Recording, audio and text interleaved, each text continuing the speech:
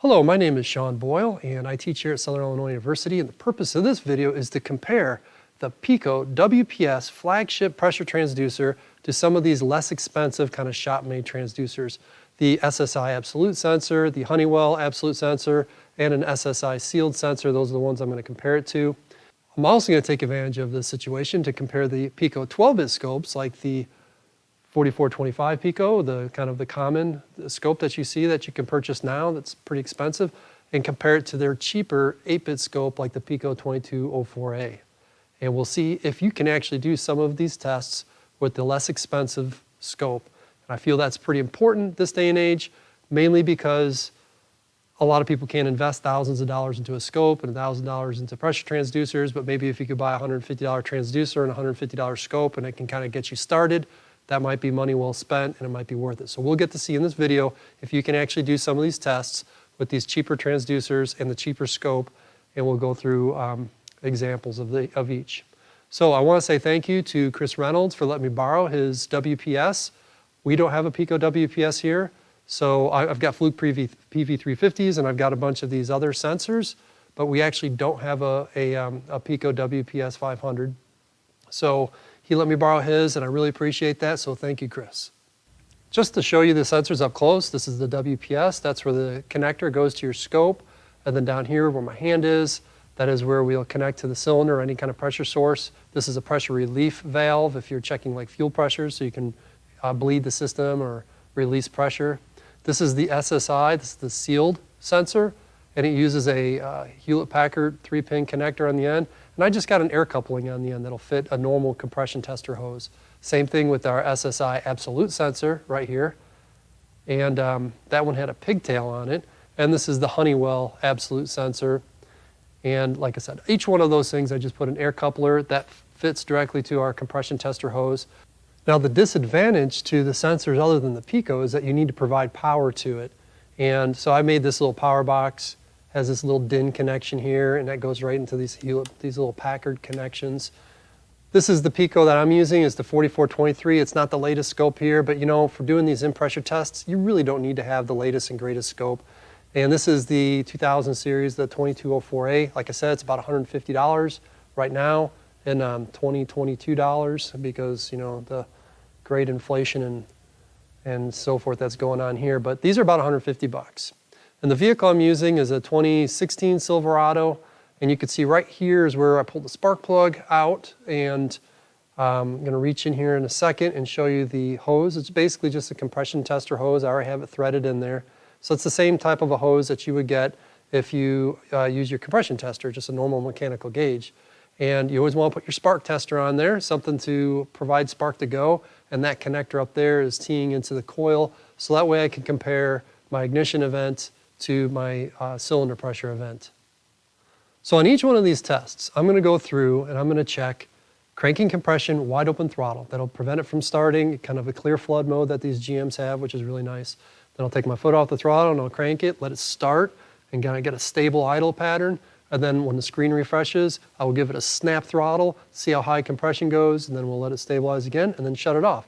Now you can see in this picture here, this is the Pico 4423, which is our 12-bit scope, and then next to it is the Pico 2204A. So you'll see the leads change between one or the other depending on which one I'm checking.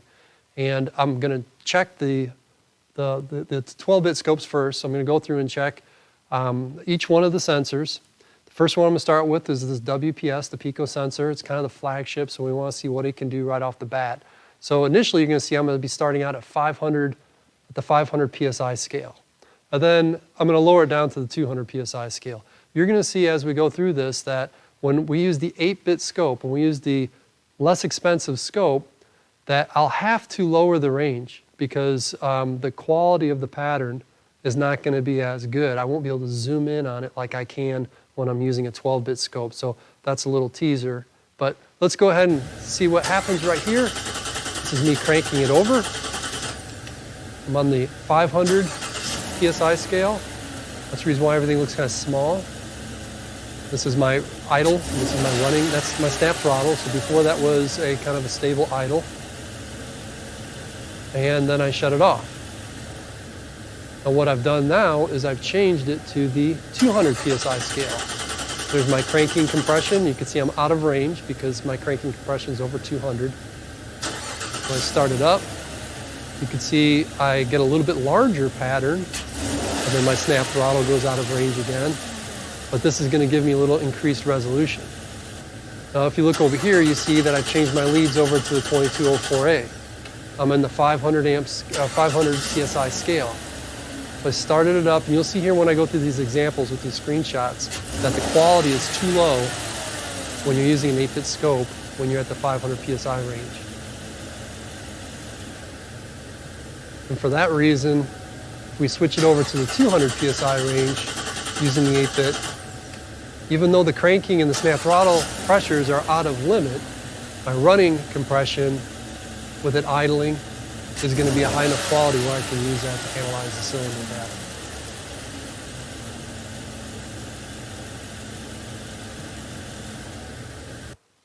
So that was basically the process I went through with each of these sensors. I ran it with the 12-bit scope, kind of got the clean image or the quality image, if you will. Then I ran it with the 8-bit scope. I had to change ranges so that way I could get the quality of the image high enough to the point where we could use it. And then we also now get to kind of compare what these patterns look like. So starting with the WPS, and this is an expensive sensor. The sensor alone is $919 from AES Wave or from Pico directly. These are the specs they have listed. They have 3 different ranges.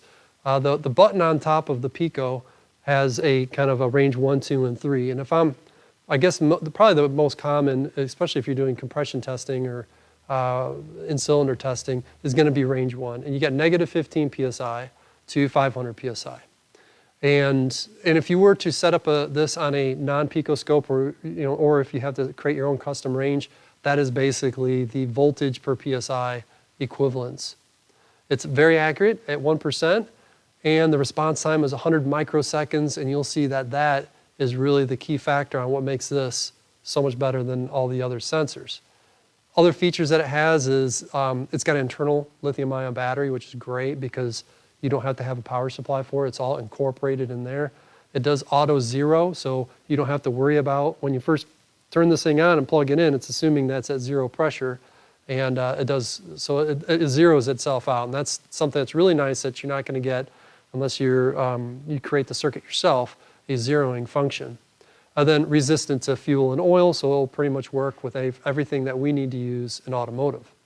This is the first screenshot I've got. This is with the engine cranking, 500 PSI, and we're using the 4423. It would be the same on the 4425. Like I said, the difference between these two scopes, honestly, you're not going to see it on these types of tests. These types of tests are relatively slow. When I'm looking at 500 milliseconds per division, and I can capture millions of samples per screen, there's no sensors that are switching fast enough to really warrant using a super fast scope. So I've got a bunch of these things laying around and here at the school, so I just picked it up and used it for comparison's sake. But we really wouldn't see any difference between the 4425 and that older 4423. So anyway, this is the cranking compression. If you haven't looked at in-cylinder waveforms, this lesson here isn't really designed to teach you what you're looking at. It's kind of assuming you already know what you're looking at. There are lots of YouTube tutorials on that. I don't think I've actually made one, but maybe I will at some point. But yeah, this is the compression, power, and since you can't hardly see it because there's this cranking, you'd have exhaust about there and then intake here, and then we go back up into compression. This right here is my ignition control. So when the voltage goes high, it turns the coil on, and when the voltage drops off, that's when it turns the coil off, and that's when we get our spark. Just for the comparison's sake, I went ahead and put the time cursors up there just so we can kind of compare them. I don't know how valid that really is, mainly because, like at idle, for example, the computer uses timing to control idle. So the control your smooth idle speed, the computer is going to adjust the amount of air, but that's slow. So to define control of the idle, they manipulate timing. So the timing does jump around quite a bit naturally on these vehicles. So, but I still put it up there. And you can see right here cranking, we're about 5 degrees before top dead center. And I'm getting, about 215 PSI cranking compression.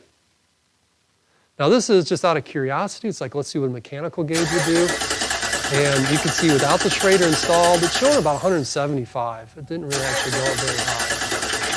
I know that might be hard to see because of how fast the needle's switching. And then with the Schrader installed, it climbs up to about maybe 170. And I think my Schrader's leaking a little bit because it wants to kind of drift back down. So I just wanted to do that as a comparison's sake, just to kind of say, okay, well, what kind of pressures, how do these pressures compare? Because when we look at these compression waveforms, obviously this is the peak right here is at 215. 175 would be, I don't know, maybe right around this area right here. So maybe the needle just can't, on a mechanical gauge, can't react fast enough to really show the true peak. So this is the 12-bit scope, or the 4423, 500 PSI idling. And we got our compression is about 75. I always put one of the horizontal cursors over the exhaust, knowing that that should be pretty close to 0. And in this case, the number was, it shows 1 PSI. But if I move that up or down a little bit, that would change quite a bit. And then on the next one, I just basically move that one that was up here measuring peak compression down to the intake, and showing the difference between exhaust and intake is about 10 PSI, which is about 20 inches of vacuum. So that's actually pretty good. I got my 180, 360, 540, and 720 rulers up. On a lot of vehicles that aren't being controlled VVT while it's running, you'll see this slope happen just before the 180, and you'll see this slope happen just after the 360 mark. Basically the power to exhaust transition, and then the exhaust to intake transition. That usually happens just before the 180 and just after the 360. It's kind of a crude way to just kind of look to see is your cam timing way off or something else going on. Now you can't always say that that is going to be the case 100% of the time because of variable valve timing. They might manipulate or move some of these things around to accommodate for whatever condition the vehicle's running on. But still, here we're just kind of comparing sensors. This is the flagship sensor, the WPS. It's a beautiful sensor, creates a beautiful waveform. And this is snap throttle. This is something that was kind of interesting to me because if you look how high that got, according to the reading there, was 332 PSI, really high. And going through our old school mechanical gauge running compression test kind of logic, they used to say that if you snap throttle your running compression and it goes above cranking compression, that you've got an exhaust restriction. Well, here's my exhaust right here, and yeah, it does peak up a little bit right there. I don't know how much pressure that equates to. I don't know if that would be enough to create 300 PSI though the next time that cylinder rolls around. So I was kind of curious. I said maybe this WPS is overestimating how much pressure is going in to the during a snap throttle. So I did a mechanical gauge test with it too. And this one was a little hard to see because it happened so quick. But you can see it blasted up over 250. And I play this in slow motion right about now. And actually, I think it does. I think it hits over 300. You can see just for a brief second there, that needle looked like it jumped over 300. So I don't know if this is a quirk. This is a cheapy little Mighty Vac compression tester. I don't know if this is a quirk with the way their VVT works on this engine or what. There's nothing wrong with this vehicle, so it kind of surprised me to see that. Yeah, normally, when we've learned that cranking compression, snap throttle should be about around 80 to maybe 100% of what your cranking compression is, but this is obviously going above that, which typically indicates exhaust can't get out of that cylinder and you're compressing more. It's like you're supercharged it, but unfortunately you're supercharging it with the stuff you don't want, which is exhaust. So anyway, I thought that was interesting because on these other sensors, we don't see that jump much above cranking compression.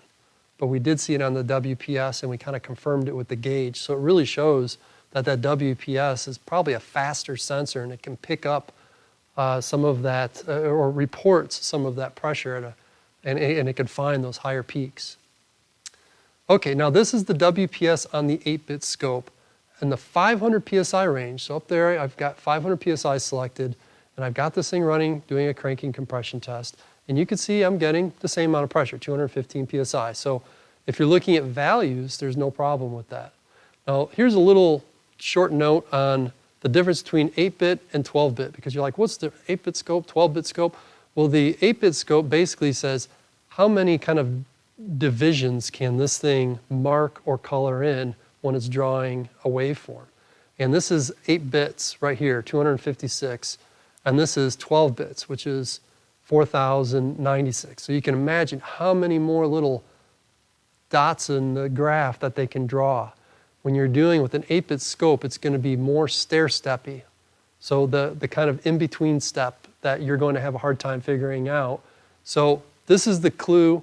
This is the big takeaway. When you're using an 8-bit scope, don't rely on your zoom as much on your scope. Try to fill the whole screen with the pattern, because if you have to zoom in, imagine zooming in on this, you're going to make even less boxes for them to draw the pattern in. So that's the big clue. If all you can afford is an 8-bit scope and you want to be able to do these kinds of measurements, especially on anything that has like an analog signal that's switching like that, fill that pattern up, fill the screen up with your pattern, so that way you don't have to use the zoom feature in Pico. Because this is what you get. At 500 PSI with this thing idling, you can see it it's chunking up and down, stair-stepping, if you will. And, things that are perceiving as flatline, they might not actually be flat, but there's not enough vertical resolution, since it's just an 8-bit scope, to be able to draw that in. So your exhaust and your intake, like this intake, looks real flat. And then you can see where it transitions into compression. It's kind of stair-stepping. That's not what you want to see. Now if I go through, and this is the snap throttle right here. So, okay, the snap throttle, and by the way, it still shows it at 327 PSI. So even with the 8-bit scope, it's finding that pressure really high. Now I switched over to the 200 PSI scale. And cranking, it goes off the screen. So maybe if you use this 8-bit scope, you want to check cranking compression or snap throttle. You have it set at the 500 PSI range. Then as soon as you want to check running, you create a scale that's lower, like a 200 PSI scale. Because when I'm at this 200 PSI scale, if you take a look, and I actually did still zoom in on this, but if it's a lot smoother. It's because I filled more of the screen up with that pattern than I did beforehand. Now I can actually see some of the ripples in the exhaust and some of the ripples in the intake. And then I could see my kind of the smooth climb and fall of that compression waveform. So yes, this 8-bit scope can work doing an in-cylinder compression test. There's no reason why it can't, but you need to understand that a couple things. One, that don't rely on zooming. Don't create a 500 PSI scale and expect to zoom into a 75 PSI signal. Create a 100 PSI scale or a 200 PSI scale, so you only have to zoom in a little bit or not at all. So you might need to create more scaling with an 8-bit scope than you do with a 12-bit. Now the next sensor we're going to look at is this SSI sealed sensors. There's 3 different types of sensors. There's going to be gauge, sealed, and then absolute. And I'm not going to go into the differences between all of these. There's actually a video that I did that I cover what the difference between all these are, and I'll link that video up top so that way you guys can watch that if that's something you're interested in. It does affect how you set up the scope, but really as far as the function of the sensor, it doesn't make a difference. So now looking at the specs for this SSI sensor, you can see it's a -15 to 500 PSI sensor, and the output voltage is between 0.375 volts to 4.5 volts. That's where you'll see the difference between like the absolute, the sealed, and the gauge sensors. The absolute sensors will start at 0.5 volt at -15 PSI and then go up from there. Whereas the gauge and the sealed sensors, they'll start at a lower than 0.5 volt, and like this one here, 0.375.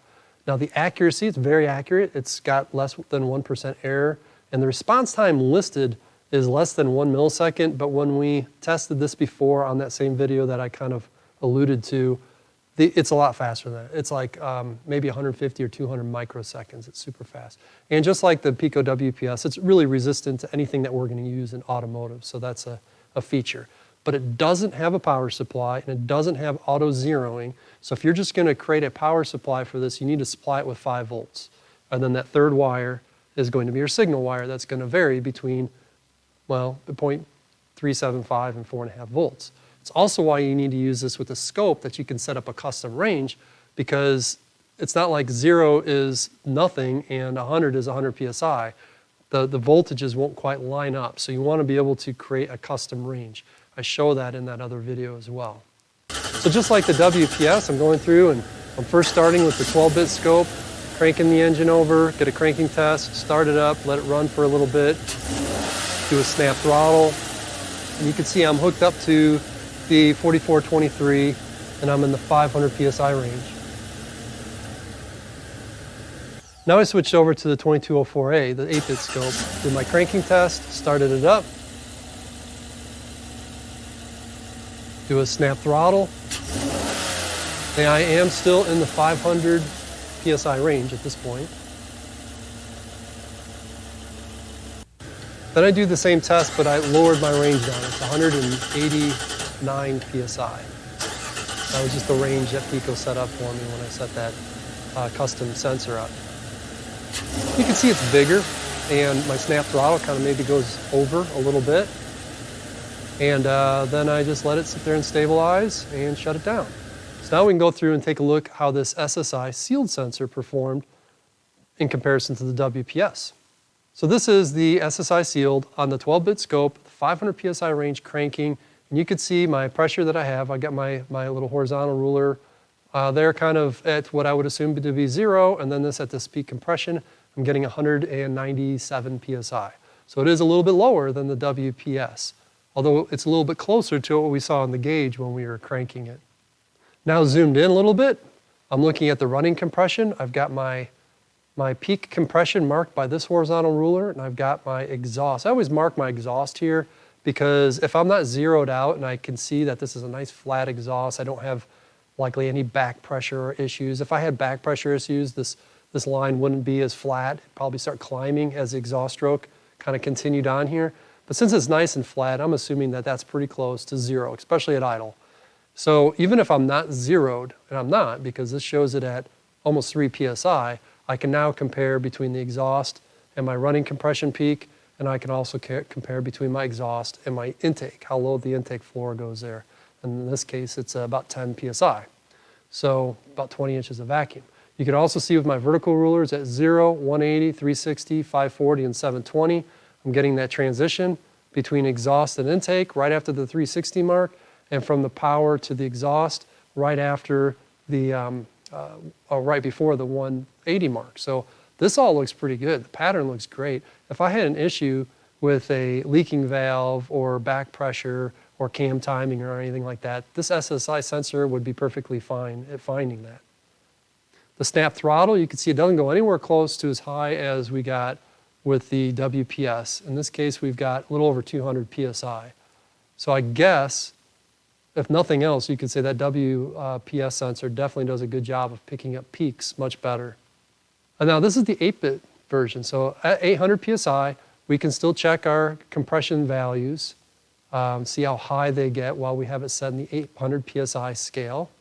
But with the 8-bit scope, as I mentioned before, we're going to want to lower our pressure down. So now we're at the 189 mark, 199 PSI mark, so that way we can get a little bit better resolution. And like I said, even if you created a scale that was like maybe 120 PSI or something like that, where you're even filling up more of the screen, that would do a better job of creating a cleaner signal. But you could do a pretty good job with this SSI sensor. You know, it's still picking up its peak compression, and there's our exhaust and our intake, and everything's happening just before the 180, just after the 360. Really, the pattern looks pretty much identical. These numbers might be a little bit different, but that might be more because of the scaling that I have set up when I made this custom probe. So that might take a little bit of tweaking. But for the most part, the pressures aren't that far off. This is showing that my compression pressure is at 67 PSI versus with the 12-bit scope, I was getting 69 PSI. So, you know, who's to say? And then my intake pressures, it's 10.2 PSI difference between my exhaust and my intake.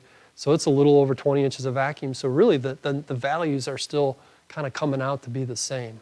Now switching back to the 500 PSI range, just so I could do my snap throttle test, you can see I'm getting 200 and around 200 PSI, which was no different from the 12-bit scope. So at this point, we can say that this 8-bit scope can do the job. You just need to know how to set the scope up so that way you're taking advantage of its capabilities. Now looking at the SSI Absolute sensor, it's really going to be no different. It's just the way these custom probes are set up. It still measures -15 to 500 PSI. It's a 0.5 to 4.5 volts. So 0.5 is the same thing as -15 PSI because we're going to be starting basically in space, no pressure at all, and then go up from there. That's what the Absolute sensors do for us, just like a map sensor in a vehicle. when you're looking at a map sensor, you're getting a pressure reading no matter where you're at. It doesn't start at 0. That'd be gauge. If it's starting at the actual pressure, like here where I'm at, pretty close to sea level, there's already about 15 psi of pressure present all the way around us. You can feel it weighing me down. But then it's going to start from there and start climbing. So anyway, that's what an absolute pressure sensor does. And you're going to see the specs are all the same as the previous SSI sensor. First, we're going to go through and check it at the 500 or 485 psi scale. Do my cranking compression, start it up, let it stabilize. We'll snap throttle. You're going to see this is quite a bit the same. I'm on my 12-bit scope right here, plugged in, and kind of let it stabilize and then shut it off. Actually, on this one, I did a brake torque, but you really can't brake torque these vehicles very well. They don't open the throttle much. On a throttle cable type vehicle, I usually add the brake torque into that sequence. Then right here, I'm on my 2204A, my 8-bit scope, start it up, still at the 485 psi range up there. Snap throttle, let it stabilize, and then shut it off. You can see I changed my scale down to 174 psi. I'm out of range during my cranking compression test, but I fill the screen up more. Not quite enough, really I should do probably more. But then I could do a snap throttle, let it stabilize, and shut it off. Do the same thing with every test. You can actually see on these screens how blocky that is because it doesn't have as much, even the noise, it doesn't have as many dots to fill to simulate noise. There's just not enough vertical resolution. And that's the big crutch, if you will, on these 8-bit scopes. But if you know how to work around it, you'll still be able to make these scopes work. So here's our 12-bit scope on this absolute sensor. You can see my cranking compression. Just like the sealed one, I'm pretty close to 200 psi. And on the idling, the pattern doesn't look much different than the sealed sensor. We got a nice smooth compression, power, exhaust, intake. You could see just before the 180 and just after the 360 is our switching or transition. I'm getting a little lower pressure on this one. I'm only getting 61 psi, but realize these are all separate and different tests. So if the engine was spinning a little faster, I'll probably get a little less compression. If it's spinning a little slower, I'll probably get a little bit more. So, I'm not comparing identical situations. So anyway, and in this case, I'm almost 30 degrees advanced too, from where I marked it, from when the ignition turned off to my TDC or my peak compression. Now here I just moved over my compression ruler down to my intake, and I'm getting a little over 10 psi, so I am showing 20 inches of vacuum. So on this snap throttle, you can see I actually got to 210 psi. I actually got a little bit higher than I did on the previous one, but once again, this is nowhere near what we got on the WPS, but still something more, probably what we would expect to see, something a little more realistic. Now in the running mode with this 8-bit scope set at 174, and it is still zoomed in a little bit. You can see my little zoom window right there. I have it minimized, but you can see a nice smooth compression and power, a nice exhaust with the ripples, and you can see my intake transition and a few ripples on the intake. So this actually does a really good job with an 8-bit scope as long as you have the range set up in a good usable fashion or format. I didn't put my cursors there, my vertical rulers, but going off the previous ones, you can see it does a good job of identifying the transitions in the right spot. And then moving that down to the intake, you can see I'm getting 10.73 psi, 21 inches of vacuum. So this 8-bit scope did a great job with this SSI absolute sensor. And these sensors are much, much cheaper. They're only, about $125, $130. So think about how many of these sensors you can buy just for the price of one Pico sensor. Probably about 7. That's a lot. And then you would have to switch over to the higher PSI range if you were to do something like a snap throttle test. This did measure 214 PSI with my 8-bit scope at the 485. But once again, if you left it at this range, your running compression would be so small, you'd have to zoom in and the quality would be poor on an 8-bit scope at least. The 12-bit scopes are fine. They've got enough vertical resolution where you're not going to lose the quality of your signal. based off of just zooming in.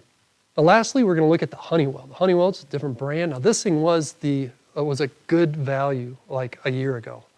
And then I don't know what happened. It went from being a $55 or $60 sensor to now being $155. You can get them though. I mean, if you search this part number in DigiKey, you'll see they've got like 60 of them. Now I checked it just the other day. They had over 60 of them, but they've jacked the price up like almost triple. But they are good, just like the other sensors.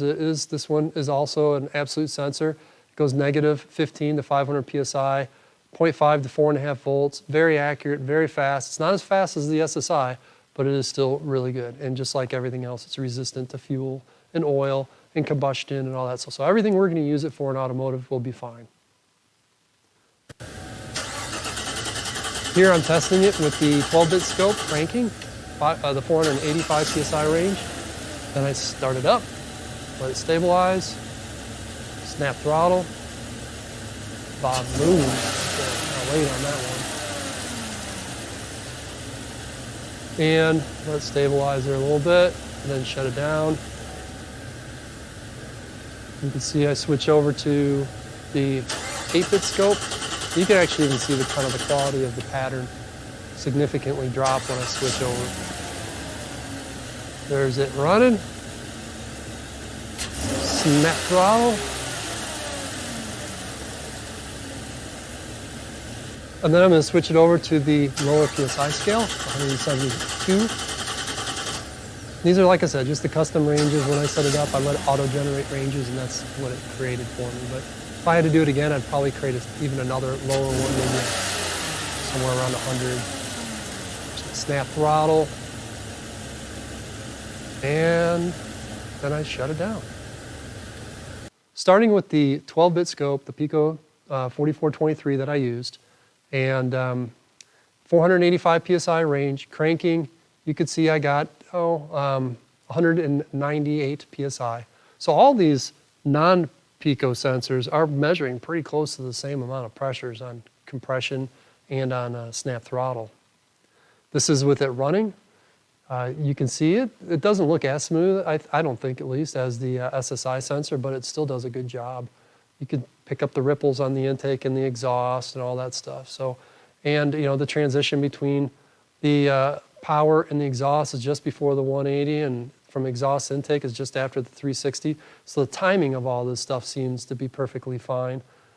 Now here with it running, you can see I'm getting 30 degrees of ignition advance here with it just sitting there idling. So also we have about 68 PSI of running compression. And then when we move that cursor down to the intake, we've got, it says 9.9, 10 PSI, so 20 inches. So everything seems to be reporting about the same amount of pressure as far as that's concerned.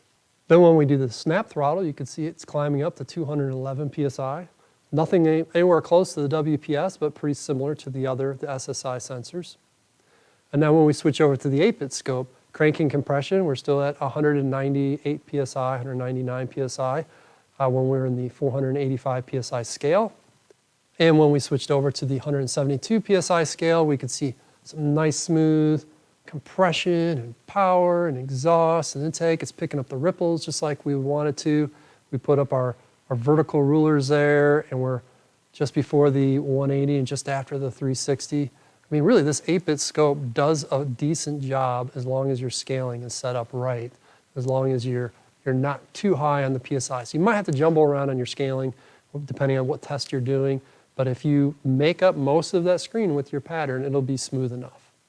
It's always easier to shrink a pattern that's taking up too much real estate. Like if I have this thing set up at 100 PSI, but I'm measuring some other things and like, this is just taking up too much space, I can shrink this down by going down to the little boxes in the corner, and I can individually shrink down a single channel. But when you have to zoom in, you're going to be losing some of that resolution because of the 8-bit feature of the scope. Here, switching it over and looking at the between the exhaust and the intake, we can see I've got 10 PSI, double that for 20 inches of vacuum, pretty good. Looking at the snap throttle, it jumps up to about 210 PSI, so that's pretty much in line with some of these other sensors that we're checking, just nowhere near as close as that WPS. So in conclusion, the WPS, if you've got the money, You can't beat that. I mean, that is the flagship. It's great. It's very fast. It's ready to go. So you take it out of the package. If it's charged up, you just plug it in and go. It's very easy to set up. If you're using a Pico, they already preload all the ranges in there for you. It's got that nice zeroing feature that if you don't have pressure on it, when you turn it on, it's zeroed. It's going to be putting out the voltage right there at the zero line.